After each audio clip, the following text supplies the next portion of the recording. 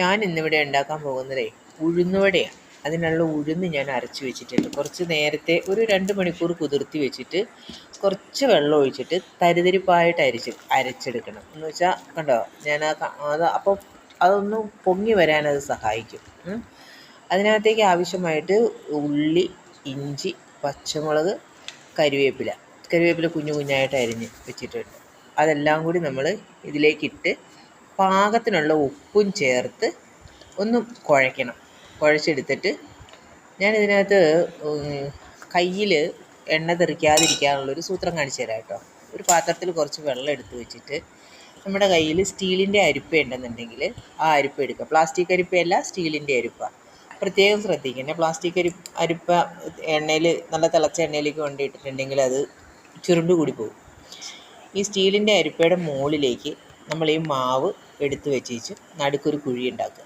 എന്നിട്ട് അത് ആ എണ്ണയിലേക്ക് നമുക്ക്, അപ്പോൾ നമ്മുടെ കൈ തൊടുന്നില്ല, ആ എണ്ണയിലേക്ക് നമുക്കതങ്ങോട്ട് ഇട്ട് കൊടുക്കാം. നേരെ ജസ്റ്റ് ഓപ്പോസിറ്റ് അതൊന്നങ്ങ് കമത്തിയാൽ മതി എണ്ണയുടെ മുകളിലേക്ക്. നമ്മുടെ മേത്തേക്ക് തെറിക്കാതെ മാത്രം നോക്കണം എന്നേ ഉള്ളൂ. കേട്ടോ, ഇങ്ങനെ.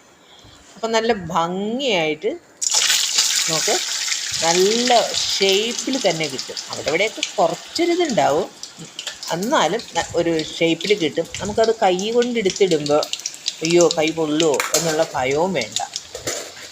നല്ല മുരിഞ്ഞ വട കിട്ടും കേട്ടോ. ഒരു ട്രിക്കും കൂടി ചെയ്യണേ. ആ മാവ് അരച്ച് വെക്കുമ്പോൾ ഒരു ശകലം സോഡാപ്പൊടി ചേർത്ത് അതൊന്ന് കുഴച്ച് വെക്കുകയാണെന്നുണ്ടെങ്കിൽ, അരച്ചിട്ട് ഒരു 2 പിഞ്ച് മതി സോഡാപ്പൊടി ചേർത്തത് അരച്ച് വെക്കുകയാണെന്നുണ്ടെങ്കിൽ നല്ല ഫ്ലഫി ആയിട്ട് വരും. ഇതിന് ഇപ്പോൾ ചമ്മന്തിയോ സാമ്പാറോ ഒന്നും വേണ്ട, വെറുതെ നമുക്ക് കഴിക്കാം. അത്രയും ടേസ്റ്റ് കൊണ്ട് മൊരുമൊരാന്നിരിക്കുകയും ചെയ്യും ചൂടോടെ കഴിക്കുമ്പോൾ. തണുത്ത് കഴിഞ്ഞാൽ നല്ല സോഫ്റ്റ് ആയിരിക്കും കേട്ടോ, നല്ല ടേസ്റ്റി ആണ്. അപ്പം നിങ്ങളെല്ലാവരും ഇതൊന്ന് ഉണ്ടാക്കി നോക്കണം. എന്നിട്ട് എന്നെ ഒന്ന് അഭിപ്രായം പറയണം. പിന്നെ എന്നെ ഒന്ന് സബ്സ്ക്രൈബ് ചെയ്യണം കേട്ടോ, പ്ലീസ്.